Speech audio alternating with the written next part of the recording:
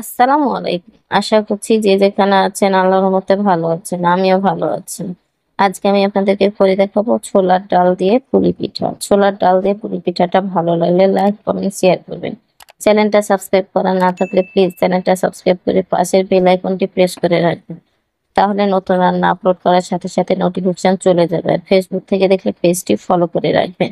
আমি আপনাদেরকে আজকে 3টি ধাপে ছোলার ডালের পুলি পিঠা করে দেখাবো। প্রথম ধাপ হচ্ছে এটা হচ্ছে ছোলার ডাল। আমি এখন ছোলার ডালটাকে ধুয়ে সিদ্ধ করে নিব হালুয়া করে নেওয়ার জন্য।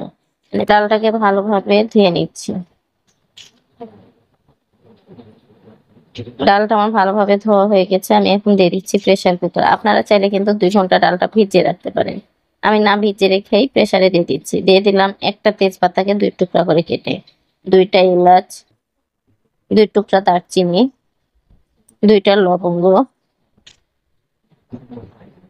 এখন দিয়ে দিচ্ছি যে কাপে আমি ডাল দিচ্ছি সেই কাপেই পানি দিচ্ছি। যেহেতু আমি এখানে 1 কাপ ডাল দিয়েছি 2 কাপ পানি দিলাম, তাহলে আপনার পারফেক্ট সিদ্ধ হবে, পানিও বেশি হবে না। আমি প্রেসার কুকারে মুখটা লাগিয়ে চুলার উপর দিয়ে দিলাম। চুলার উপর দেওয়ার পরে এভাবে আমি 4টা সিটি দিয়ে নিয়েছি। 4টা সিটি দেওয়ার পরে যখন সিটিটা বসে গেছে তখন আমি উঠে দেখাচ্ছি। আর এভাবে মশলাগুলো ফেলে দেবেন। দেখেন কত সুন্দর সিদ্ধ হয়েছে। আমি সব মশলাগুলোকে উঠে ফেলে নেড়ে দিলাম। আর দেখছেন ডালের ভিতরে কিন্তু কোনো পানি নেই। চুলার উপরে একটা কড়াই বসিয়ে দিয়ে দিলাম ডালগুলো। আমি এখন হালুয়া তৈরি করে নিচ্ছি। এখন আমি এখানে 1/2 লিটার ফুটন্ত গরম দুধ দিয়ে দিলাম। অবশ্যই দুধটাকে ফুটিয়ে দিবেন আর এইভাবে ভালোভাবে নেড়ে দিবেন। খেয়াল রাখবেন যেন ডালটা পুড়ে না যায়। আমার যখন দুধটা ভালোভাবে ফুটে এসেছে তখন দিয়ে দিচ্ছি চিনি। আমি কিন্তু মেজারমেন্ট কাপে চিনি দিলাম। 1 কাপ চিনি দিয়েছি। 1 কাপ ডালে 1 কাপ চিনি, তাহলে আপনার মিষ্টিটা পারফেক্ট হবে।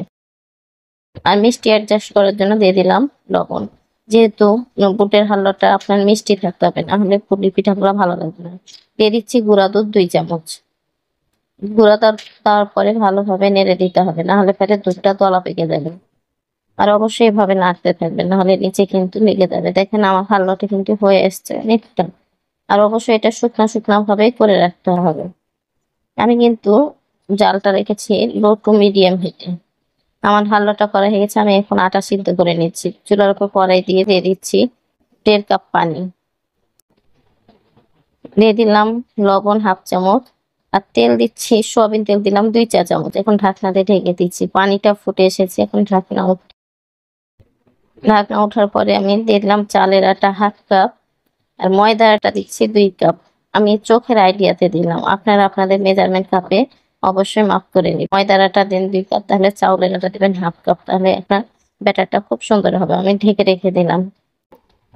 10 মিনিট পর ঢাকনা উঠে আবারও ভালোভাবে আটাটা নেড়ে দিচ্ছে। কি সুন্দর সিদ্ধ হয়েছে বুঝতে পারছেন।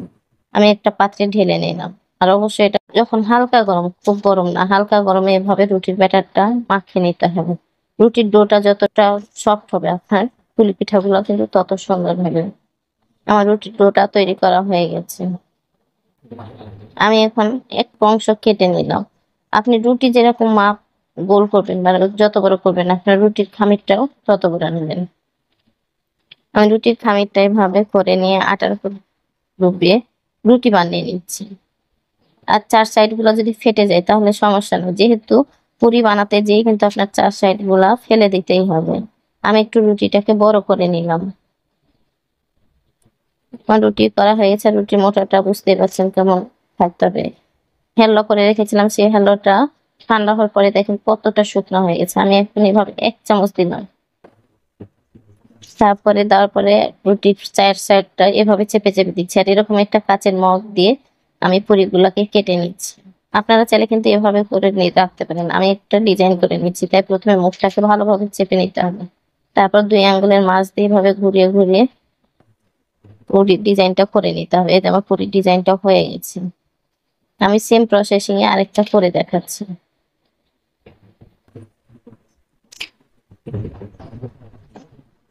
সেম একই ভাবে রুটিটাকে ভাঁজ করে মুখটাকে এভাবে মেরে দিতে হবে। তারপর মগ দিয়ে এভাবে কেটে দিতে হবে। আপনাদের যদি পুরি কাটার থাকে অবশ্যই কেটে দেবেন, আর কাটার না থাকলে অবশ্যই মগ দিয়ে এভাবে কেটে দেবেন।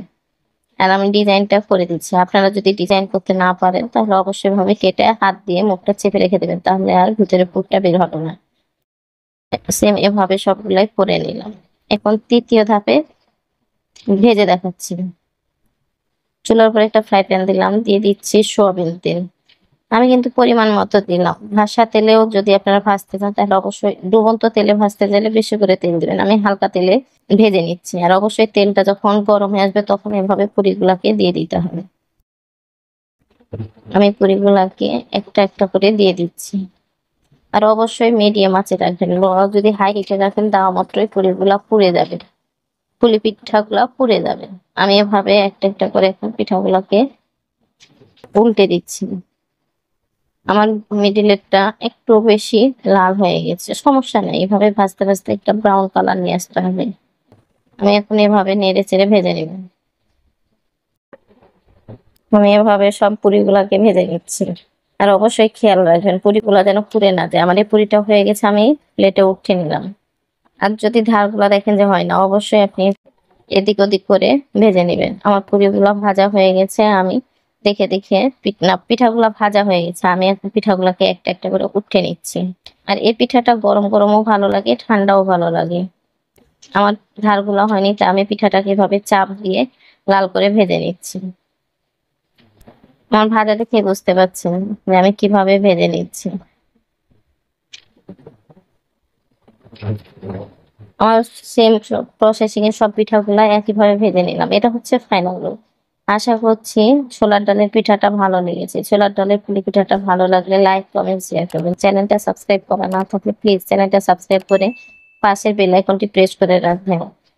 তাহলে নতুন রান্না আপলোড করার সাথে সাথে নোটিফিকেশন চলে যাবে। ফেসবুক থেকে দেখলে পেজটি ফলো করে রাখবেন। আর হ্যাঁ, আমার চ্যানেলে যদি নতুন হয়ে থাকেন অবশ্যই চ্যানেলটা সাবস্ক্রাইব করে রাখবেন আর কমেন্ট করে জানাবেন ছোলার ডালের পুলি পিঠাটা কেমন হয়েছে। আল্লাহ হাফেজ।